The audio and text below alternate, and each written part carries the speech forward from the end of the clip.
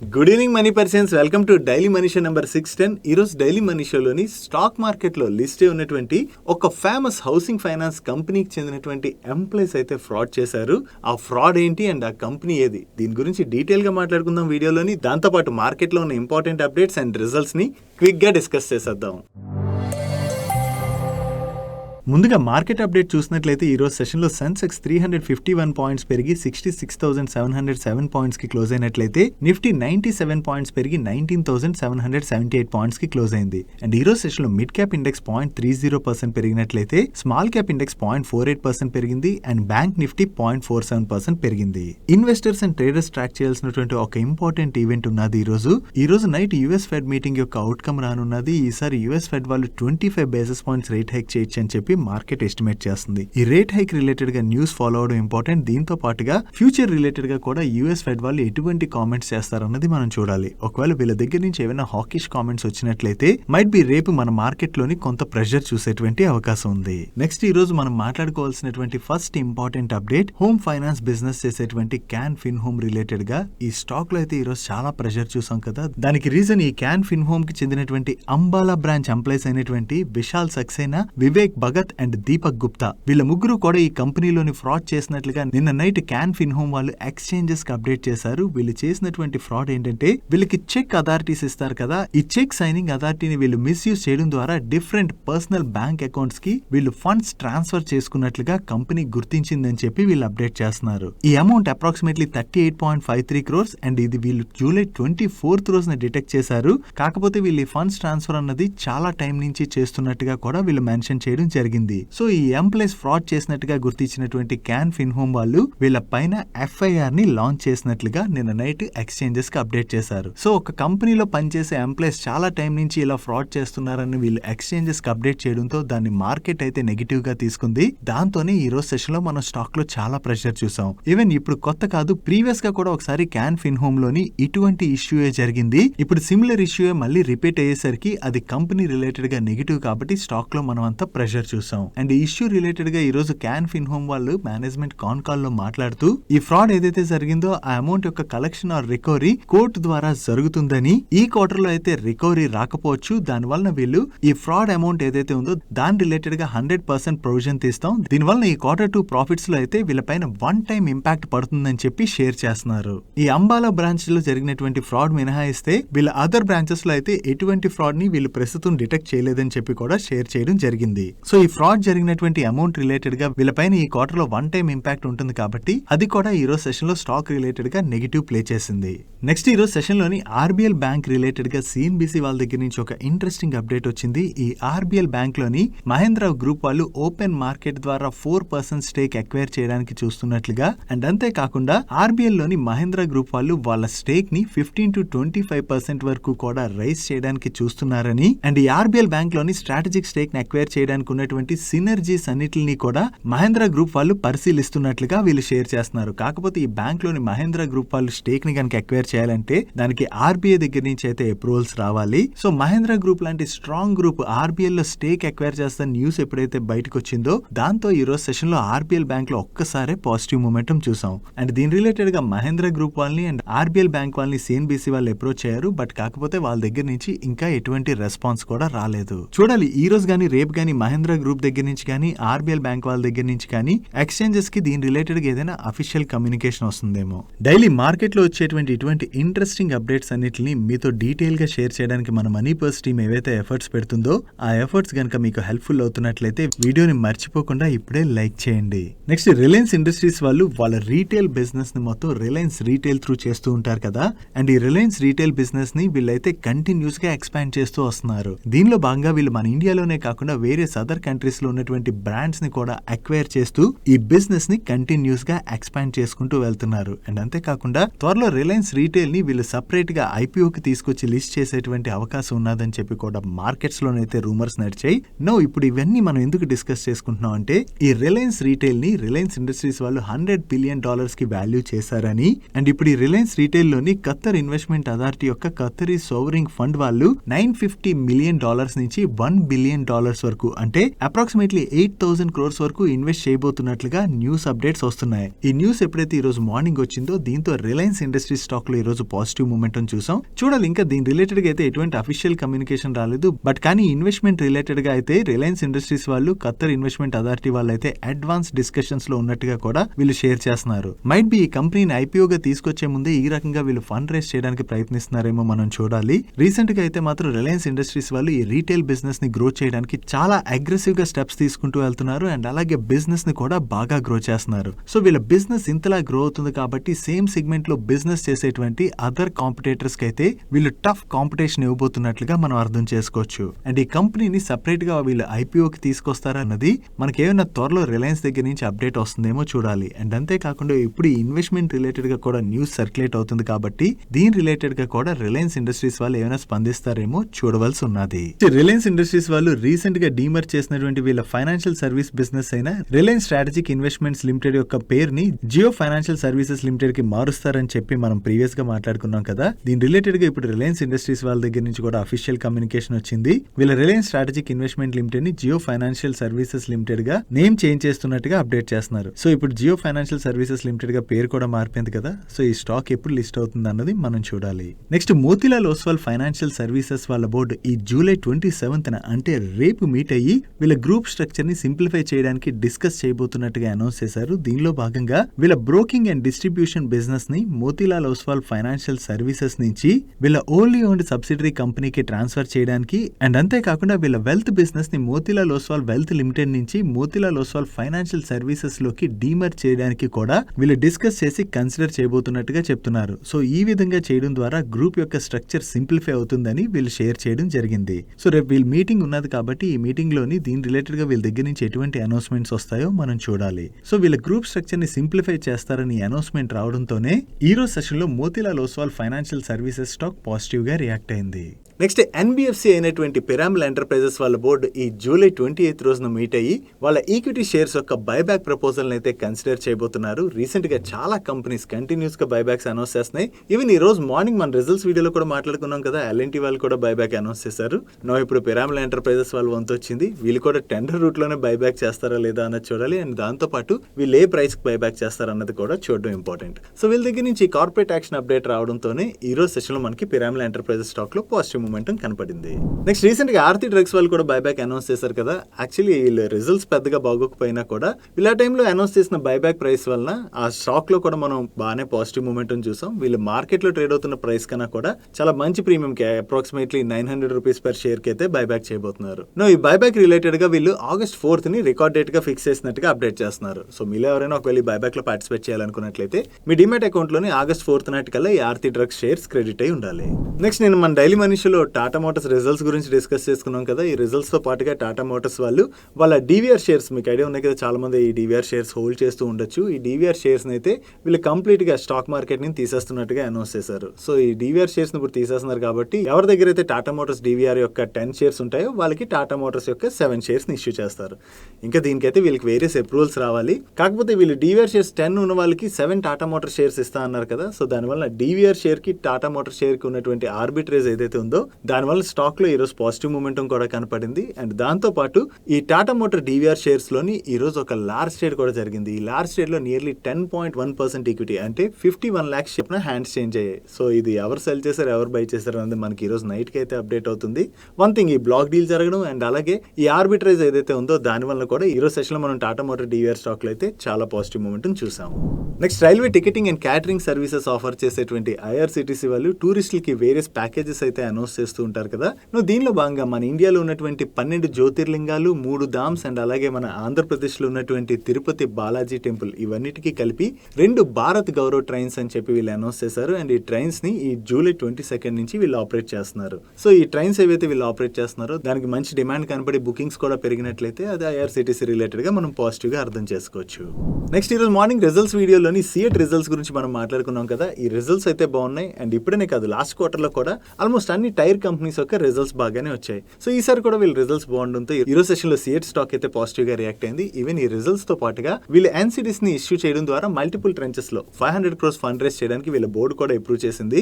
Might be ఇప్పుడు వీళ్ళకి demand ఏదైతే కనబడుతుందో ఆ డిమాండ్ కి తగ్గట్టుగా ప్రొడక్షన్ అండ్ కెపాసిటీస్ పెంచుకోవడానికి ఫండ్ రేస్ చేస్తున్నారేమో చూడాలి. అండ్ దీంతో పాటు బ్రెజిల్ లో కూడా వీళ్ళు ఒక కార్పొరేట్ ఆఫీస్ ని స్టార్ట్ చేసినట్టుగా ఇన్ఫార్మ్ చేస్తున్నారు. సో రిజల్ట్స్ బాగుండు అండ్ అలాగే వీళ్ళు ఫండ్ రేస్ రిలేటెడ్ గా కూడా అనౌన్స్ చేయడంతో స్టాక్ లో అయితే ఈ రోజు మనం పాజిటివ్ మూమెంట్ చూసాం.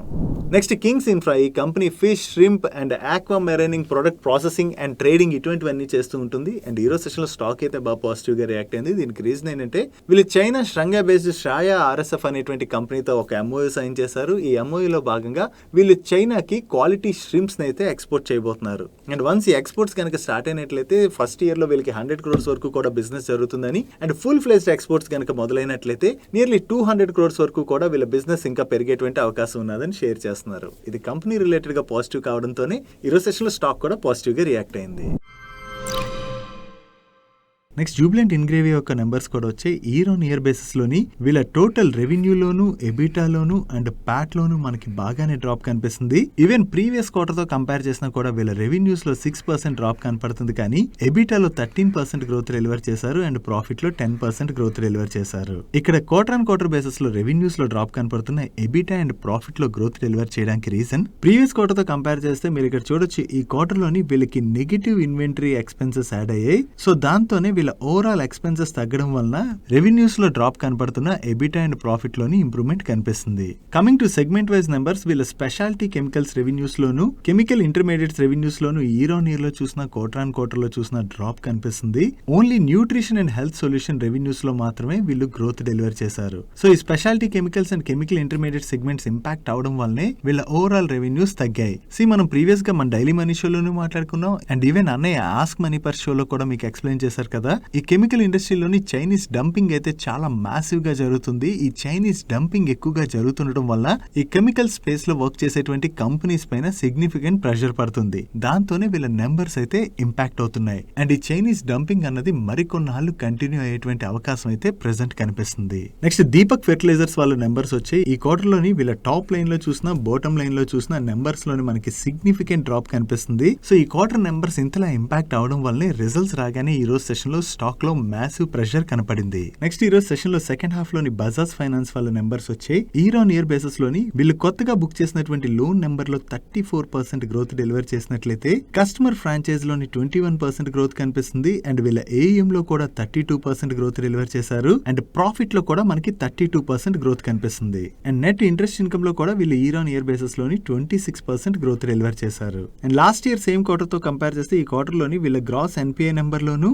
అండ్ నెట్ ఎన్పిఏ నెంబర్ లో కూడా డ్రాప్ కనిపిస్తుంది. ఈవెన్ ప్రీవియస్ క్వార్టర్ తో కంపేర్ చేసినా కూడా వీళ్ళ ఆపరేటింగ్ రెవెన్యూలోను మంచి గ్రోత్ డెలివర్ చేశారు. అండ్ అలాగే ప్రాఫిట్ లో కూడా మంచి గ్రోత్ డెలివర్ చేయడం జరిగింది. ఓవరాల్ గా చూసుకుంటే బజాజ్ ఫైనాన్స్ వాళ్ళు ఈ క్వార్టర్ లోని డీసెంట్ నెంబర్స్ డెలివర్ చేశారు. నెక్స్ట్ ఈ రోజు సెషన్ లో సెకండ్ హాఫ్ లోని ప్రాజ్ ఇండస్ట్రీస్ యొక్క నెంబర్స్ కూడా వచ్చాయి. ఇయర్ ఆన్ ఇయర్ లోని వీళ్ళ ఆపరేటింగ్ రెవెన్యూలో స్లైట్ గా గ్రోత్ డెలివర్ చేశారు. But last year same quarter తో కంపేర్ చేస్తే వీళ్ళ ఎక్స్పెన్సెస్ బాగా తగ్గడం వలన మనకి ప్రాఫిట్ లోని మంచి గ్రోతే కనిపిస్తుంది. అండ్ ప్రీవియస్ క్వార్టర్ తో కంపేర్ చేస్తే మాత్రం వీళ్ళ ఆపరేటింగ్ రెవెన్యూలోను డ్రాప్ కనిపిస్తుంది. అండ్ ప్రీవియస్ క్వార్టర్ లోని వీళ్ళు 88 crores ప్రాఫిట్ జనరేట్ చేసినట్లయితే ఈ క్వార్టర్ లోని 58 crores ప్రాఫిట్ జనరేట్ చేశారు. So on face of it చూడడానికి క్వార్టర్ ఆన్ క్వార్టర్ బేసిస్ లోని వీళ్ళ నెంబర్స్ చాలా వీక్ గా ఉన్నట్టుగా కనపడుతున్నాయి కదా. వీళ్ళపైన సీజనల్ ఇంపాక్ట్ ఏమైనా ఉందేమో ఒకసారి చెక్ చేద్దాం.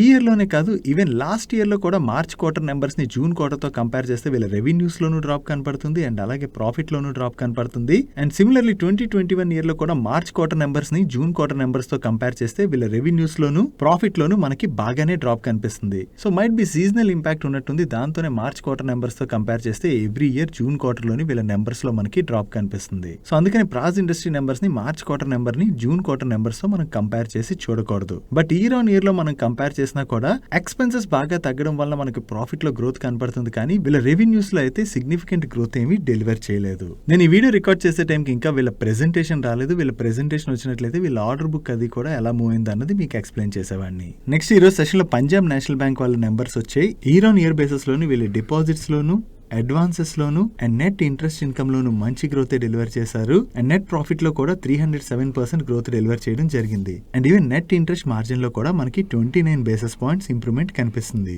ఈవెన్ ప్రీవియస్ క్వార్టర్ తో కంపేర్ చేసినా కూడా వీళ్ళ నెట్ ఇంట్రెస్ట్ ఇన్కమ్ లోను స్లైట్ గా గ్రోత్ డెలివర్ చేశారు అండ్ నెట్ ప్రాఫిట్ లో కూడా గ్రోత్ డెలివర్ చేశారు. And last year same quarter తో కంపేర్ చేసిన ప్రీవియస్ క్వార్టర్ తో కంపేర్ చేసిన ఈ క్వార్టర్ లో వీళ్ళ గ్రాస్ ఎన్పిఐ నెంబర్ లోను నెట్ ఎన్పిఐ నెంబర్ లో కూడా డ్రాప్ కనిపిస్తుంది. అండ్ వీళ్ళ కాసా డిపాజిట్స్ లో అయితే ఇయర్ ఆన్ ఇయర్ బేసిస్ లో గ్రోత్ డెలివర్ చేశారు, కానీ ప్రీవియస్ క్వార్టర్ తో కంపేర్ చేస్తే మాత్రం 1.33% డ్రాప్ కనిపిస్తుంది. ఓవరాల్ గా ఈ క్వార్టర్ లో పంజాబ్ నేషనల్ బ్యాంక్ వాళ్ళు డీసెంట్ నెంబర్స్ డెలివర్ చేయడంతో ఈ రోజు సెషన్ లో స్టాక్ పాజిటివ్ గా రియాక్ట్ అయింది. నెక్స్ట్ ప్యాకింగ్ ప్రొడక్ట్స్ మ్యానుఫ్యాక్చర్ చేసేటువంటి ఏజీఐ గ్రీన్ ప్యాక్ వాళ్ళ నెంబర్స్ వచ్చాయి. లాస్ట్ 1 year లో ఈ స్టాక్ అయితే చాలా బాగా ర్యాలీ అయింది. ఈసారి వీళ్ళ నెంబర్స్ ఎలా ఉన్నాయి మనం ఇప్పుడు చూద్దాం. ఇయర్ ఆన్ ఇయర్ బేసిస్ లో వీళ్ళ టోటల్ ఇన్కమ్ లోను అండ్ ఎబిటా లోను మంచి గ్రోత్ డెలివర్ చేశారు, బట్ ప్రాఫిట్ లో మాత్రం 3.5% డ్రాప్ కనిపిస్తుంది. ఇక్కడ ఇయర్ ఆన్ ఇయర్ బేసిస్ లో రెవెన్యూస్ లోను ఎబిటా లోను గ్రోత్ డెలివర్ చేసిన ప్రాఫిట్ లో డ్రాప్ కనపడడానికి రీజన్ మీరు ఇక్కడ చూడొచ్చు. లాస్ట్ ఇయర్ సేమ్ క్వార్టర్ లోని వీళ్ళకి నెగిటివ్ ట్యాక్స్ ఎక్స్పెన్సెస్ ఉన్నట్లయితే ఈ క్వార్టర్ లోని 21 crores ట్యాక్స్ ఎక్స్పెన్సెస్ యాడ్ అయ్యాయి. So last year same quarter లో ఈ నెగిటివ్ ట్యాక్స్ ఎక్స్పెన్సెస్ ఉండడం వల్లనే మనకి రెవెన్యూస్ లోను ఎబిటాలోను గ్రోత్ కనపడుతున్నా కూడా ప్రాఫిట్ లోని డ్రాప్ కనిపిస్తుంది. అదే ప్రాఫిట్ బిఫోర్ ట్యాక్స్ నెంబర్ ని కంపేర్ చేస్తే ఇయర్ ఆన్ ఇయర్ బేసిస్ లో మనకి మంచి గ్రోతే కనిపిస్తుంది. బట్ ప్రీవియస్ క్వార్టర్ తో కంపేర్ చేస్తే మాత్రం వీళ్ళ టోటల్ ఇన్కమ్ లోను ఎబిటాలోను అండ్ అలాగే ప్రాఫిట్ లో కూడా మనకి సిగ్నిఫికెంట్ డ్రాప్ కనిపిస్తుంది. అండ్ అలాగే వీళ్ళ ఎబిటా మార్జిన్స్ లోను ప్యాట్ మార్జిన్స్ లో కూడా మనకి డ్రాప్ కనిపిస్తుంది. ఓవరాల్ గా ఇయర్ ఆన్ ఇయర్ బేసిస్ లో వీళ్ళ నెంబర్స్ బాగానే ఉన్నా క్వార్టర్ ఆన్ క్వార్టర్ బేసిస్ లో వీళ్ళ నెంబర్స్ వీక్ గా ఉండడంతో ఈ రోజు సెషన్ లో ఏజీఐ గ్రీన్ ప్యాక్ స్టాక్ లోని మనం ప్రెషర్ చూసాం. అండ్ ఈ రిజల్ట్స్ వచ్చిన తర్వాత వీళ్ళ మేనేజ్మెంట్ ఈ రోజు మీడియాతో మాట్లాడుతూ Q1 లోని మెయింటెనెన్స్ కోసమని వీళ్ళ ప్లాంట్ ని షట్ డౌన్ చేయడం వలన వీళ్ళ దగ్గరగా 25,000 టన్స్ సేల్స్ ని కోల్పోయారని, దాంతోనే ఈ క్వార్టర్ నెంబర్స్ లోని వీక్నెస్ కనపడుతున్నట్టుగా చెప్తున్నారు. అండ్ ఫైనాన్షియల్ ఇయర్ 24 గైడెన్స్ గురించి మాట్లాడుతూ వీళ్ళ revenues 15 to 18% in between grow అవ్వచ్చని అండ్ మార్జిన్స్ ప్రీవియస్ గా 21 to 23% గా ఉండొచ్చని షేర్ చేశారు, బట్ ఇప్పుడు 24% గా ఉండొచ్చని చెప్పి వీళ్ళ మేనేజ్మెంట్ కామెంట్ చేయడం జరిగింది. నెక్స్ట్ మార్కెట్ క్లోజ్ అయ్యే ముందు ఫార్మా కంపెనీ అయినటువంటి సిప్లా వాళ్ళ నెంబర్స్ వచ్చాయి. ఇయర్ ఆన్ ఇయర్ బేసిస్ లో వీళ్ళ టోటల్ రెవెన్యూస్ లోను ఎబిటా లోను అండ్ ప్యాట్ లోను చాలా మంచి గ్రోత్ డెలివర్ చేశారు. ఈవెన్ ఎబిటా మార్జిన్స్ లోను ప్యాట్ మార్జిన్స్ లో కూడా మనకి ఇంప్రూవ్మెంట్ కనిపిస్తుంది. అండ్ ప్రీవియస్ క్వార్టర్ తో కంపేర్ చేసినా కూడా వీళ్ళ ఆపరేటింగ్ రెవెన్యూ లో మంచి గ్రోత్ డెలివర్ చేశారు. అండ్ ప్రీవియస్ క్వార్టర్ లోని వీళ్ళు 521 crores ప్రాఫిట్ జనరేట్ చేసినట్లయితే ఈ క్వార్టర్ లోని 998 crores ప్రాఫిట్ జనరేట్ చేశారు. సో ఓవరాల్ గా ఇయర్ ఆన్ ఇయర్ లో చూసిన క్వార్టర్ ఆన్ క్వార్టర్ లో చూసిన వీళ్ళ నెంబర్స్ లో మంచి గ్రోత్ డెలివర్ చేయడంతో ఈ రిజల్ట్స్ రాగానే ఒక్కసారి సిప్లా స్టాక్ లోని మనకి జంప్ కనపడింది. నెక్స్ట్ డెల్టా కార్ప్ వాళ్ళ నెంబర్స్ వచ్చాయి. వీళ్ళ నెంబర్స్ ఎలా ఉన్నాయి మనం ఇప్పుడు చూద్దాం. లాస్ట్ ఇయర్ సేమ్ క్వార్టర్ తో కంపేర్ చేసిన ప్రీవియస్ క్వార్టర్ తో కంపేర్ చేసినా కూడా వీళ్ళ ఆపరేటింగ్ రెవెన్యూ లోని మంచి గ్రోత్ డెలివర్ చేశారు. And last year same quarter లో వీళ్ళు 57 crores ప్రాఫిట్ జనరేట్ చేసినట్లయితే ప్రీవియస్ క్వార్టర్ లో 51 crores ప్రాఫిట్ జనరేట్ చేశారు. అండ్ ఈ క్వార్టర్ లోని 67 crores ప్రాఫిట్ జనరేట్ చేశారు. సో ఇయర్ ఆన్ ఇయర్ లో చూసిన క్వార్టర్ ఆన్ క్వార్టర్ లో చూసిన వీళ్ళ రెవెన్యూస్ లోను అండ్ ప్రాఫిట్ లోను మంచి గ్రోత్ డెలివర్ చేశారు. అండ్ వీళ్ళ ఎబిటా మార్జిన్స్ లో కూడా ఇయర్ ఆన్ ఇయర్ లో చూసిన క్వార్టర్ ఆన్ క్వార్టర్ లో చూసిన ఇంప్రూవ్మెంట్ కనిపిస్తుంది. అండ్ ప్యాట్ మార్జిన్స్ లో కూడా మనకి ఇయర్ ఆన్ ఇయర్ లో 200 basis points ఇంప్రూవ్మెంట్ కనపడుతున్నట్లయితే క్వార్టర్ ఆన్ క్వార్టర్ లో 225 basis points ఇంప్రూవ్మెంట్ కనిపిస్తుంది. అండ్ ఈ రిజల్ట్స్ తో పాటు రీసెంట్ గా government of India online gaming and casino industries పైన 28% జిఎస్టీని ఇంప్లిమెంట్ చేయడం జరిగింది కదా, ఆ టైంలో స్టాక్ లో కూడా మనం ప్రెషర్ చూసాం. దీని రిలేటెడ్ గా వీళ్ళ మేనేజ్మెంట్ కామెంట్ చేస్తూ టోటల్ గా ఈ online gaming and casino industry అయితే గవర్నమెంట్ ఆఫ్ ఇండియా పెంచినటువంటి జిఎస్టీ రిలేటెడ్ గా వీళ్ళకున్నటువంటి కన్సర్న్స్ ని రైజ్ చేస్తూ జిఎస్టీ కౌన్సిల్ అథారిటీకి రిప్రజెంటేషన్స్ కూడా ఇవ్వడం జరిగిందని, సో త్వరలోనే జిఎస్టీ కౌన్సిల్ దగ్గర నుంచి వీళ్ళకి ఫేవరబుల్ అవుట్కమ్ వచ్చేటువంటి అవకాశం ఉన్నట్టుగా వీళ్ళు ఎక్స్పెక్ట్ చేస్తున్నామని షేర్ చేస్తున్నారు. సో చూడాలి గవర్నమెంట్ దగ్గర నుంచి దీని రిలేటెడ్ గా ఏదైనా కొంత సాఫ్ట్నెస్ అన్నది కనబడుతుందేమో. సో ఓవరాల్ గా చూసుకుంటే ఈ క్వార్టర్ లో వీళ్ళ రిజల్ట్స్ బాగుండడంతో ఈ రోజు సెషన్ లో స్టాక్ లో మనం పాజిటివ్ మూమెంటం చూసాం. నెక్స్ట్ ఎస్బీఐ లైఫ్ వాళ్ళ నెంబర్స్ కూడా వచ్చాయి. జనరల్లీ ఇన్సూరెన్స్ కంపెనీస్ యొక్క నెంబర్స్ చూసేటప్పుడు మనం ఎప్పుడు కూడా మార్చ్ క్వార్టర్ నెంబర్ ని జూన్ క్వార్టర్ నెంబర్ తో కంపేర్ చేసి చూడకూడదు. బికాస్ మార్చ్ క్వార్టర్ లోని యూజువల్ గా ఇన్సూరెన్స్ ప్రొడక్ట్స్ యొక్క పుష్ సేల్ బాగుంటుంది. అండ్ అంతేకాకుండా చాలా మంది ట్యాక్స్ బెనిఫిట్స్ కోసం కూడా ఇన్సూరెన్స్ పాలసీస్ కొంటుంటారు కాబట్టి ఈ మార్చ్ క్వార్టర్ లోని వీళ్ళ సేల్స్ లో జంప్ కనిపిస్తుంది. సో అందుకని ఇన్సూరెన్స్ నెంబర్స్ చూసేటప్పుడు మనం ఎప్పుడు కూడా మార్చ్ క్వార్టర్ నెంబర్ ని జూన్ క్వార్టర్ తో కంపేర్ చేయకూడదు. ఇయర్ ఆన్ ఇయర్ లో కంపేర్ చేస్తే వీళ్ళ గ్రాస్ రిటర్న్ ప్రీమియం లో గ్రోత్ డెలివర్ చేశారు. అండ్ ఏఎం లో కూడా 25% గ్రోత్ కనిపిస్తుంది. అండ్ ప్యాట్ లో కూడా 45% గ్రోత్ డెలివర్ చేశారు. బట్ వీళ్ళ వాల్యూ ఆఫ్ న్యూ బిజినెస్ లో మాత్రం 1% డ్రాప్ కనిపిస్తుంది. As well as value of new business margins లో కూడా లాస్ట్ ఇయర్ సేమ్ క్వార్టర్ తో కంపేర్ చేస్తే ఈ క్వార్టర్ లో మనకి డ్రాప్ కనిపిస్తుంది. అండ్ ఇన్సూరెన్స్ నెంబర్స్ చూసేటప్పుడు వాళ్ళ పర్సిస్టెన్సీ రేషియో కూడా ఎలా ఉందన్నది మనం చూడడం ఇంపార్టెంట్. బికాస్ ఫస్ట్ ఇయర్ మనం ఏదైతే ప్రీమియం పే చేస్తామో ఆ ప్రీమియం లో వీళ్ళకి ఎక్స్పెన్సెస్ రూపంలోనే ఎక్కువగా పోతుంటుంది. బట్ కన్సిస్టెంట్ గా మనం ఇన్సూరెన్స్ రెన్యువల్స్ కనుక చేస్తున్నట్లయితే అది ఇన్సూరెన్స్ కంపెనీస్ కి బెనిఫిట్ అవుతుంది. సో అందుకనే ఇన్సూరెన్స్ కంపెనీస్ నెంబర్స్ చూసేటప్పుడు వాళ్ళ పర్సిస్టెన్సీ రేషియో ఎలా ఉందన్నది చూడాలి. Coming to SBI Life persistency ratio, వీళ్ళ 13 month పర్సిస్టెన్సీ రేషియోలోను 25th month పర్సిస్టెన్సీ రేషియో రేషియోలోనూ డ్రాప్ కనపడుతుంది. But 37th month, 49th month and 61st month persistency రేషియోలో మాత్రం ఇంప్రూవ్మెంట్ కనిపిస్తుంది. ఓవరాల్ గా చూసుకున్నట్లయితే ఈ క్వార్టర్ లో ఎస్బీఐ లైఫ్ వాళ్ళు కొంచెం మిక్స్డ్ నెంబర్స్ ని డెలివర్ చేసేసరికి ఈ రోజు సెషన్ లోనే మనం స్టాక్ లో ప్రెషర్ చూసాం. నెక్స్ట్ త్రివేణి ఇంజనీరింగ్ వాళ్ళ నెంబర్స్ వచ్చి ఇయర్ ఆన్ ఇయర్ బేసిస్ లో వీళ్ళ రెవెన్యూలోను, ఎబిటాలోను అండ్ ప్యాట్ లోను గ్రోత్ డెలివర్ చేశారు. బట్ ప్రీవియస్ క్వార్టర్ తో కంపేర్ చేస్తే మాత్రం వీళ్ళ రెవెన్యూస్ లో సిగ్నిఫికెంట్ డ్రాప్ కనిపిస్తుంది. అండ్ ప్రీవియస్ క్వార్టర్ లో వీళ్ళు 190 crores ప్రాఫిట్ జనరేట్ చేసినట్లయితే ఈ క్వార్టర్ లోని జస్ట్ 67 crores ప్రాఫిట్ జనరేట్ చేశారు. So quarter and quarter basis లోని వీళ్ళ నెంబర్స్ వీక్ గా ఉండడంతోనే మనం ఈ రోజు సెషన్ లో త్రివేణి ఇంజనీరింగ్ స్టాక్ లో ప్రెషర్ చూసాం. నెక్స్ట్ కజారియా సిరామిక్స్ వాళ్ళ నెంబర్స్ కూడా వచ్చాయి. ఇయర్ ఆన్ ఇయర్ లో వీళ్ళ రెవెన్యూస్ లోను, ప్రాఫిట్ లోను గ్రోత్ డెలివర్ చేసినా కూడా సీక్వెన్షియల్ బేసిస్ లో కంపేర్ చేస్తే వీళ్ళ రెవెన్యూస్ లోను, ప్రాఫిట్ లోను డ్రాప్ కనిపిస్తుంది. So quarter and quarter basis లో వీళ్ళ నెంబర్స్ వీక్ గా ఉండడంతో ఈ రిజల్ట్స్ రాగానే ఒక్కసారి మనకి స్టాక్ లో ప్రెషర్ కనపడింది. That's it for today's daily money show guys. ఈ రోజు డైలీ మనీ షో మేము షేర్ చేసిన ఇన్ఫర్మేషన్ మీకు నచ్చినట్లయితే వీడియోని లైక్ చేయండి. ఈ video me friends and family members helpful అవుతుందంటే ఈ వీడియోని వాళ్ళకి షేర్ చేయండి. అండ్ మీరైతే ఫస్ట్ టైం మన మనీ పర్స్ ఛానల్కి వచ్చి ఛానల్ ఇంకా సబ్స్క్రైబ్ చేసుకోలేనట్లయితే ఇటువంటి ఇంట్రెస్టింగ్ కంటెంట్ ని రెగ్యులర్ గా ఫాలో అవడానికి ఇక్కడ ఉన్న ఛానల్ లోగో మీద క్లిక్ చేసి ఛానల్ సబ్స్క్రైబ్ చేస్తూ పక్కన ఉన్న బెల్ ఐకాన్ లో ఆల్ నోటిఫికేషన్స్ యాక్టివేట్ చేసుకోండి. నేను చంద్రశేఖర్ పత్రి మరొక ఇంట్రెస్టింగ్ వీడియోతో కలుద్దాం. Good night.